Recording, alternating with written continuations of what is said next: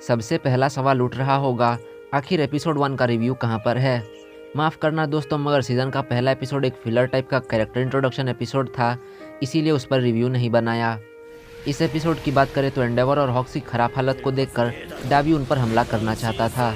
मिरिको बीच में आकर डाबी के प्लान्स को बर्बाद कर देती है और जाते वक्त डाबी के बिहेवियर को देखकर लग रहा था कि वो सिर्फ और सिर्फ लीग ऑफ विलेंस की तरफ से नहीं आया है। मुझे लग रहा है कि एंडेवर के साथ डाबी की कोई पर्सनल दुश्मनी भी है।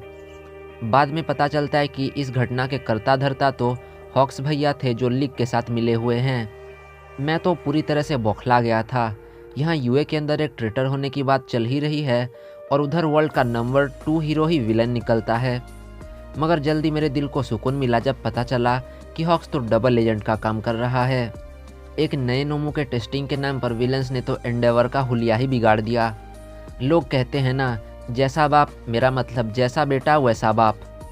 नंबर 1 की रिस्पॉन्सिबिलिटी लेने के बाद एंडेवर को अंदाज़ा होता है कि सबसे ऊपर रहने पर किस तरह का दबाव झेलना पड़ता है।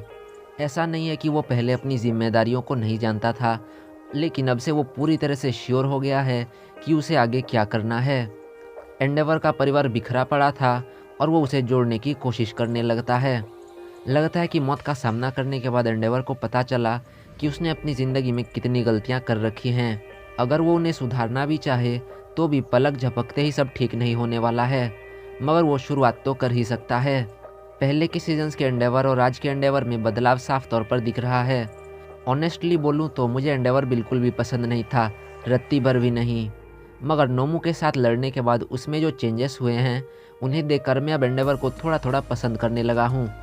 एंडेवर को लेकर आपकी क्या सोच है, कमेंट्स में ज़रूर बताना। इसके बाद आता है एपिसोड का मज़ेदार पार्ट। सपने में इज़ुको वन फॉर ऑल के सारे वेस्टिजेस को देखता है, मगर सिर्फ इतना ही नहीं है।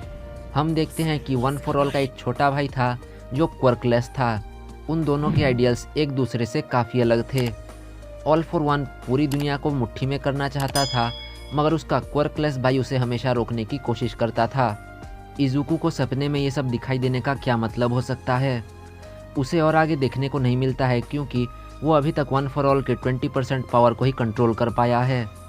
हमें इतना तो पता है कि वन फॉर ऑल अपने फुल पोटेंशियल में बहुत पावरफुल क्वर्क है, मगर स्टेटमेंट के हिसाब से देखा जाए तो इज़ुको उसका 20% यूज़ कर पाता है। देखने में तो ऐसा नहीं लगता है, क्योंकि मेरे हिसाब से वन फॉर ऑल का 20% पावर और ज़्यादा घातक होना चाहिए। अपने करंट पावर लेवल में इज़ुको दम लगाकर सिर्फ कुछ दीवारें ही तोड़ सकता है। एक और इंटरेस्टिंग बात है कि इज़ुको का क्वर्क अपने आप कैसे एक्टिवेट हो गया।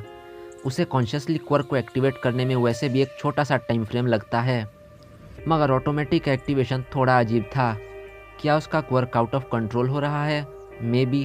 क्या किसी पुराने वेस्टिज ने उसके बॉडी पर काबू कर लिया है? May be. क्या उसे नींद में क्वर्क यूज़ करने की बीमारी है? May be. क्या उसके टूथपेस्ट में नमक है? शायद नहीं। तो क्या उसके अंदर कुछ नया पनप रहा है?